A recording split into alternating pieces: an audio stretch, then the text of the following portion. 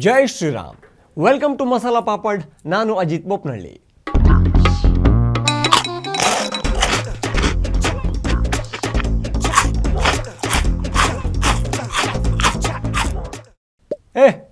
ನಾನು ದುಡ್ಡು ಕೊಟ್ಟು ತಗೊಂಡಿರೋ ಸ್ಮಾರ್ಟ್ಫೋನು, ನಂದು ಫೇಸ್ಬುಕ್ ಅಕೌಂಟು, ನಂದು ಟ್ವಿಟರ್, ನಂದು Instagram, my account, my rules, my life. ಈ ಥರ ಬದುಕ್ತಾ ಇರೋರು ಬೇಜಾನ್ ಜನ ಇದ್ದಾರೆ. ಹೌದು, ಸೋಷಿಯಲ್ ಮೀಡಿಯಾ ಅನ್ನೋದು ನಮ್ಮ ಅಭಿಪ್ರಾಯ, ಅಭಿರುಚಿಯನ್ನು ಹಂಚಿಕೊಳ್ಳೋಕೆ ಇರೋ ವೇದಿಕೆ. ಆದರೆ ಅದನ್ನು ಮಿಸ್ಯೂಸ್ ಮಾಡಿಕೊಂಡ್ರೆ ಸಂಕಷ್ಟ ತಪ್ಪಿದ್ದಲ್ಲ. ಅಲ್ಲಿ ನಟಿಯರಿಗೆ 50 ಗ್ರಾಮ್ ಬದನೆಕಾಯಿ ಫೋಟೋ ಕಳಿಸ್ದೆ, ಯಾರಿಗೋ ಮೆಸೇಜ್ ಮಾಡಿ ಕೊಲೆ ಬೆದರಿಕೆ ಹಾಕಿದೆ, ನಿನ್ನನ್ನು ಮಾತ್ರ ಸುಮ್ಮನೆ ಬಿಡಲ್ಲ ಅಂತ ಎಣ್ಣೆ ಏಟಲ್ಲೋ ದೊಣ್ಣೆ ಏಟಲ್ಲೋ ಧಮಕಿ ಹಾಕಿದೆ. ಇದೆಲ್ಲ ನಡೆಯಲ್ಲ ಅಣ್ಣ. ಬರುತ್ತೆ, ಪೊಲೀಸ್ ಗಾಡಿ ಬರುತ್ತೆ, ತುಂಬಿಕೊಂಡು ಹೋಗ್ತಾರೆ ನೋಡಿ. ಇಷ್ಟೇ ಅಲ್ಲದೆ ನನ್ನ ಸ್ವಂತದ ಅಕೌಂಟ್ ಅಂತ ಫೇಕ್ ನ್ಯೂಸ್ ಹರಡೋಕೆ ಶುರು ಮಾಡಿದರೆ ಇಡಬಾರದ ಜಾಗದಲ್ಲಿ ಇಕ್ತಾರೆ. ನಾನು ಹೇಳ್ತಾ ಇರೋದು ಸಿದ್ದರಾಮಯ್ಯ ಸರ್ಕಾರದ ಬಗ್ಗೆ ಅಲ್ಲ. ಮೊನ್ನೆ ಹೇಳಿದ್ರು ಪ್ರತಿ ಜಿಲ್ಲೆಯಲ್ಲೂ ಕೂಡ ಫೇಕ್ ನ್ಯೂಸ್ ತಡೆಯೋಕೆ ಘಟಕ ಮಾಡ್ತೀನಿ ಅಂತ. ಇರೋ ಘಟಕಗಳಿಗೆ ದುಡ್ಡು ಕೊಡೋಕ್ಕೆ ಆಗದೆ ಇರೋ ಸರ್ಕಾರ ಹೊಸ ಯೋಜನೆ ತರ್ತಾ ಇದೆಯಂತೆ. ಫೇಕ್ ನ್ಯೂಸ್ ಹರಡಿದರೆ ಡೇಂಜರ್ ಎದುರಾಗೋದು ಎಲ್ಲಿಂದ ಗೊತ್ತಾ? ಯೋಗಿ ಆದಿತ್ಯನಾಥರ CM ಇರೋ ರಾಜ್ಯದಲ್ಲಿ ಅಲ್ಲಿನ ಪೊಲೀಸರು ಭಯಂಕರ ಮುಲಾಜು. ಹಾಗಂದರೆ ಕನಿಕರ. What you mean? ತಪ್ಪು ಮಾಡಿದೆಯಾ? ಬೆಲ್ಟ್ ಟ್ರೀಟ್ಮೆಂಟ್ ತಗೋ. ತಪ್ಪಿಲ್ವಾ? ಮನೆಗೆ ಹೊರಡು. Very simple. ಮೊನ್ನೆ ಸೋಷಿಯಲ್ ಮೀಡಿಯಾದಲ್ಲಿ ಒಂದು ವಿಡಿಯೋವನ್ನು ತುಂಬ ಈ ಸೋ ಕಾಲ್ಡ್ ಇನ್ಫ್ಲೂಯೆನ್ಸರ್ಸ್ ಶೇರ್ ಮಾಡಿಕೊಂಡಿದ್ರು. ಅಯ್ಯಯ್ಯೋ ನೋಡಿ, ಅಯೋಧ್ಯೆ ಅವಸ್ಥೆಯನ್ನು ನೋಡಿ, ಯೋಗಿ ಆದಿತ್ಯನಾಥ್ ಅವರು ದೊಡ್ಡದಾಗಿ ರಾಮಪಥ ಅಂತ ಮಾಡಿದ್ರು, ಮೊನ್ನೆ ಮಳೆಗೆ ಅದು ಎಕ್ಕುಟ್ಟೋಗಿದೆ. ಪಾಪ ಸ್ವಲ್ಪ ದಪ್ಪಗಿರೋ ಹೆಂಗಸು ನಡ್ಕೊಂಡು ಹೋಗುವಾಗ ರಾಮಪಥದ ಗುಂಡಿ ಒಳಗೆ ಬಿದ್ದು ಬಲಿಯಾದ್ಲು ಅಂತ ಅನೇಕರು ಪೋಸ್ಟ್ ಮಾಡಿ ಯೋಗಿ ಆದಿತ್ಯನಾಥ್ ಅವರ ವಿರುದ್ಧ ಸುಳ್ಳು ಸುದ್ದಿಯನ್ನು ಹಾಕಿದರು. ಹಂಚಿಕೊಂಡವರೆಲ್ಲ ಯಾರು? ಕಾಂಗ್ರೆಸ್ ಬೆಂಬಲಿಗರು ಹಾಗೂ ಕಾರ್ಯಕರ್ತರು.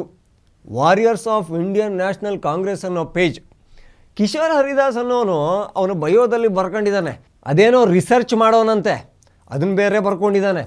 ಈ ಹರಿದಾಸ ರಿಸರ್ಚಲ್ಲಿ ಅದೇನು ಹರಿದು ಗುಡ್ಡೆ ಹಾಕಿದಾನೋ ಗೊತ್ತಿಲ್ಲ. ಅಸಲಿಗೆ ಅದು ಬ್ರೆಜಿಲ್ನ ವಿಡಿಯೋ. ಆ ದೇಶದಲ್ಲಿ ಆಗಿರೋ ದುರಂತಕ್ಕೆ ಯೋಗಿ ಆದಿತ್ಯನಾಥ್ ಹೇಗೆ ಹೊಣೆ ಆಗ್ತಾರೆ? ಅದು ಕೂಡ 2022ರಲ್ಲಾಗಿರೋದು.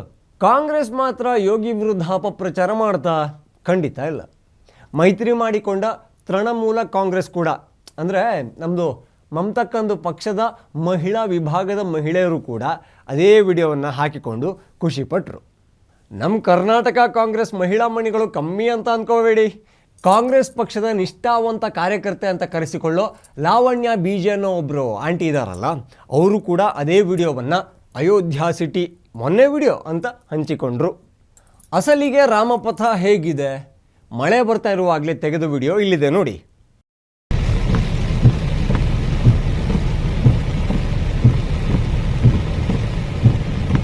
ತುಂಬ ಮಜಾ ಇರೋ ಕತೆ ಹೇಳೋಕ್ಕೆ ಮೊದಲು ಯಾಕೆ ಇವರೆಲ್ಲ ಇಷ್ಟೊಂದು ಉತ್ಸಾಹದಿಂದ, ಉಮೇದಿಯಿಂದ, ಉಲ್ಲಾಸದಿಂದ ಈ ಫೇಕ್ ನ್ಯೂಸ್ ಹರಡಿದ್ರು ಅನ್ನೋದನ್ನು ಹೇಳಿಬಿಡ್ತೇನೆ ಕೇಳಿ.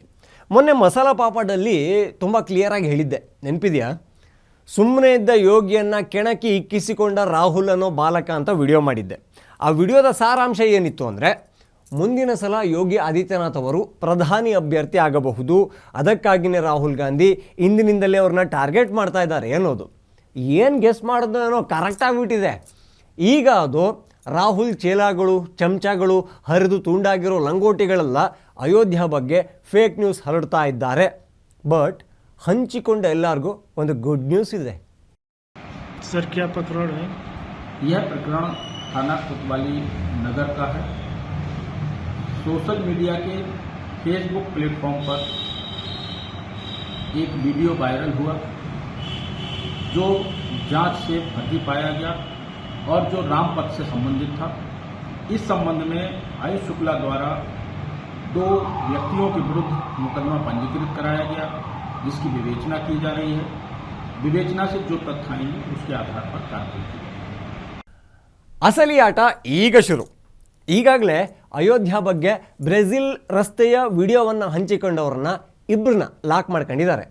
ಹೆಂಗಯ್ಯ ಹಾಕಿದೆ ಫೇಕ್ ನ್ಯೂಸ್ ಅಂತ ರೈಟು ಲೆಫ್ಟು ಉಜ್ಜಾಡ್ತಾ ಇದ್ದಾರೆ.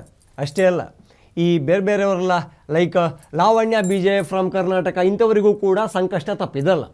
ಯಾವುದೇ ವಿಡಿಯೋ ಸೋಷಿಯಲ್ ಮೀಡಿಯಾದಲ್ಲಿ ಮೊದಲು ಪೋಸ್ಟ್ ಆಗುತ್ತಲ್ಲ, ಆ ವಿಡಿಯೋಗೊಂದು ಐ ಡಿ ಕ್ರಿಯೇಟ್ ಆಗುತ್ತೆ, ಆಧಾರ್ ನಂಬರ್ಗಿಂತ ಊದಕ್ಕಿರುತ್ತೆ. ಅದನ್ನ ಒಂದು ಲಿಂಕ್ ಅಂತ ಕರಿಬೋದು. ಆ ಲಿಂಕಿಂದ ಯಾರ್ಯಾರು ಏನೇನು ಎಲ್ಲೆಲ್ಲಿ ಏನೇನು ಸುಳ್ಳು ಹರಡಿದ್ದಾರೆ ಅನ್ನೋದು ಗೊತ್ತಾಗೋಕ್ಕೆ 1 ನಿಮಿಷ ಸಾಕು. ಸೊ ಲಾವಣ್ಯಕ್ಕ ಭಾರಿ ಡೇಂಜರು, ನೀವು ಹುಷಾರು. ಯು ಪಿ ಪೊಲೀಸ್ ಅಂದರೆ ತಮಾಷೆ ಅಲ್ಲ. ಮಾಫಿಯಾ ಡಾನ್ಗಳನ್ನು ಗ್ಯಾಂಗ್ಸ್ಟರ್ಗಳನ್ನು ಮಡಚಿ ಹೂತಾಕಿದ್ದಾರೆ. ನಾವು ನೀವು ಒಂದು ಲೆಕ್ಕನ ಹಿಂಡಾಕ್ಬಿಡ್ತಾರೆ, ಒದ್ದೆ ಆದ ಲುಂಗಿ ಹಿಂಡ್ದಂಗೆ. ಉತ್ತರ ಪ್ರದೇಶ ಪೊಲೀಸರಿಗೆ ನಮ್ಮ ಸಿದ್ದರಾಮಯ್ಯ ಸರ್ಕಾರದ ಮೇಲೆ ಒಂದು ಸಣ್ಣ ಕೋಪ ಇದ್ರೂ ಇರಬಹುದು. ಅಜಿತ್ ಭಾರತಿ ಅನ್ನೋ ಯೂಟ್ಯೂಬರನ್ನು ಅರೆಸ್ಟ್ ಮಾಡಿಸೋಕೆ ಕರ್ನಾಟಕದಿಂದ 3 ಪೊಲೀಸರನ್ನ ಕಳಿಸಿದ್ರು ನಮ್ಮ ಸಿದ್ದರಾಮಯ್ಯ. ನೋಟಿಸ್ ಕೊಡೋ ನೆಪದಲ್ಲಿ ರಾಹುಲ್ ಗಾಂಧಿ ಬಗ್ಗೆ ಅಪಪ್ರಚಾರ ಅನ್ನೋ ಕಾರಣ ಇತ್ತು. ಅವರದೇ ಕಾಂಗ್ರೆಸ್ ಪಕ್ಷದ ಪ್ರಮುಖನೊಬ್ಬ ಹೇಳಿದ್ದನ್ನು ಮರಳಿ ಹೇಳಿದ್ದೆ ಹೈಗ್ರೌಂಡ್ ಪೊಲೀಸ್ ಸ್ಟೇಷನಲ್ಲಿ ಕೇಸ್ ಮಾಡೋಕ್ಕೆ ಒಂದು ಕಾರಣವಾಯಿತು. ಒಂದು ನೋಟಿಸ್ ನೆಪದಲ್ಲಿ ಸಾಮಾನ್ಯರಂತೆ ಬಟ್ಟೆ ಹಾಕಿಸಿ ಕರ್ನಾಟಕ ಪೊಲೀಸರನ್ನ ಉತ್ತರ ಪ್ರದೇಶದ ಪೊಲೀಸರಿಗೆ ಒಂದೂ ಮಾತನ್ನು ತಿಳಿಸದೆ ಸಿದ್ದು ಸರ್ಕಾರ ಕಳಿಸಿತ್ತು. ಬಟ್ ಅಲ್ಲಿನ ಪೊಲೀಸು ಅರೆಸ್ಟ್ ಮಾಡೋಕ್ಕೆ ಬಿಟ್ಟಾಕಿ ನೋಟಿಸ್ ಕೊಡೋಕ್ಕೆ ಕೂಡ ಅವಕಾಶ ಕೊಡಲಿಲ್ಲ. ಅರೆಸ್ಟ್ ಮಾಡೋಕ್ಕೆ ಅನುಮತಿನೇ ಇರಲಿಲ್ಲ. ಅಜಿತ್ ಭಾರತಿಗೆ ಭದ್ರತೆ ಕೊಡೋ ರೀತಿಯಲ್ಲಿ ನಿಂತಿದ್ರು. ನಮ್ಮ ಪೊಲೀಸರು ಖಾಲಿ ಕೈಲಿ ಬರಬೇಕಾಯಿತು. ಯಾವುದೇ ರಾಜ್ಯಕ್ಕೆ ಬೇರೆ ರಾಜ್ಯದ ಪೊಲೀಸ್ ಹೋಗಬೇಕು ಅಂದರೆ ಒಂದಿಷ್ಟು ಪ್ರೊಸೀಜರ್ಗಳಿದ್ದಾವೆ, ಮಾಹಿತಿ ಕೊಡಬೇಕು, FIR ಕಾಪಿ ತೋರಿಸ್ಬೇಕು. ಆದರೆ ನಮ್ಮ ಸಿದ್ದರಾಮಯ್ಯನವರ ಧಿಮಾಕಿನಿಂದ ಯು ಪಿ ಪೊಲೀಸ್ ರಾಂಗ್ ಆದಂಗಿದೆ. ಈಗ ಅವರದೇ ಪಕ್ಷದ ಚಮಚಗಳಿಗೆ ರುಬ್ಬೋ ಪ್ರೋಗ್ರಾಮ್ ಇಟ್ಕೊಂಡ ಹಾಗಿದೆ. ಈಗ ರಾಜ್ಯದಾದ್ಯಂತ ಲಾವಣ್ಯ BJ ಅವರಿಗೆ ಯು ಪಿ ಪೊಲೀಸ್ ಬಿಸಿ ತಾಗಿಸ್ತಾರಾ ಇಲ್ವಾ ಅನ್ನೋದೇ ಭಯಂಕರ ಪ್ರಶ್ನೆ ಆಗಿ ಕಾಡ್ತಾ ಇರೋದು. ರಾಹುಲ್ ಗಾಂಧಿಯನ್ನು ಇಂಪ್ರೆಸ್ ಮಾಡೋಕ್ಕೆ ಅವರ ಸ್ಪೂನ್ಗಳು ಹಾಗೂ ಫೋರ್ಕ್ಗಳು ಸುಳ್ಳು ಸುದ್ದಿಯನ್ನು ಹರಡೋ ಸಸ್ತಾದಾರಿನ ಹುಡುಕಿಕೊಂಡಿದ್ದು ದೊಡ್ಡ ದುರಂತ. ಬಟ್ ಸತ್ಯಕ್ಕೆ ಸಾವಿಲ್ಲ, ಸುಳ್ಳಿಗೆ ಬದುಕಿಲ್ಲ ಅನ್ನೋದು ಇವ್ರಿಗೆ ಗೊತ್ತೇ ಇಲ್ವಾ? ಬಟ್ ಲಾವಣ್ಯಾಜಿ, ಒಂದು ವೇಳೆ ನಿಮ್ಮ ಮನೆಗೆ ಯು ಪಿ ಪೊಲೀಸ್ ಬಂದರೆ ಧರ್ಮತ್ ಭಯಪಡಬೇಡಿ, ನಾನು ರಾಹುಲ್ ಫ್ಯಾನು ಅಂತ ಹೇಳ್ಬೇಡಿ.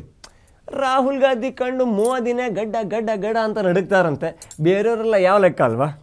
ಸಿದ್ದಣ್ಣ ಕೂಡ ಹೇಳಿದರು, ಪ್ರತಿ ಜಿಲ್ಲೆಯಲ್ಲಿ ಫೇಕ್ ನ್ಯೂಸ್ ತಡೆಯೋಕ್ಕೆ ಒಂದು ಘಟಕನ ಸ್ಥಾಪನೆ ಮಾಡ್ತೀವಿ ಅಂತ. ಆದರೆ ಏನು ಮಾಡೋದು? ಪೊಲೀಸರಿಗೇನಾದರೂ ಫೇಕ್ ನ್ಯೂಸ್ ಹರಡೋ ಹರಾಮ್ ಕೋರ್ಗಳನ್ನು ಕರ್ಕೊಂಬನ್ನಿ ಅಂತ ಹೇಳಿದ್ರೆ ಅರ್ಧ ಕಾಂಗ್ರೆಸ್ ಬೆಂಬಲಿಗರೇ ಸಿಕ್ಕಂಬೀಳ್ತಾರೆ. ರಾಹುಲ್ ಗಾಂಧಿ ಮೇಲೆ ಕೂಡ ಫೇಕ್ ನ್ಯೂಸ್ ಹಂಚ್ತಾ ಇರೋ ಕೇಸ್ ಆಗೋದನ್ನು ನಾನು ವೈಯಕ್ತಿಕವಾಗಿ ಕಾಯ್ತಾ ಇದ್ದೀನಿ.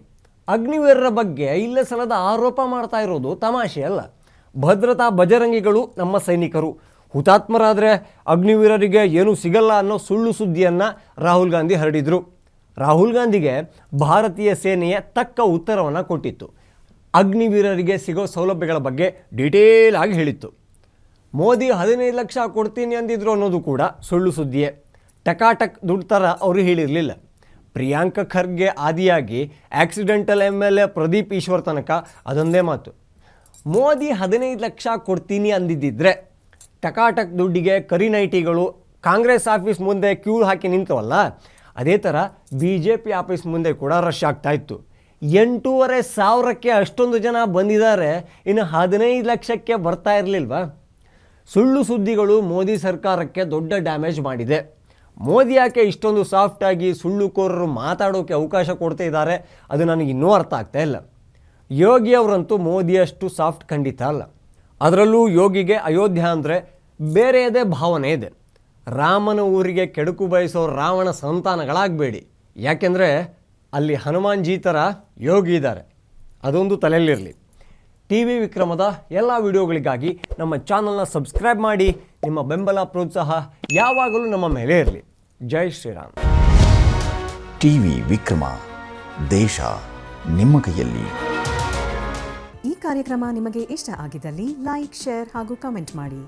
TV ವಿಕ್ರಮದ ಕಾರ್ಯಕ್ರಮಗಳನ್ನು ನಿರಂತರವಾಗಿ ವೀಕ್ಷಿಸಲು ಸಬ್ಸ್ಕ್ರೈಬ್ ಮಾಡಿ, ಬೆಲ್ ಐಕನ್ ಒತ್ತಿ.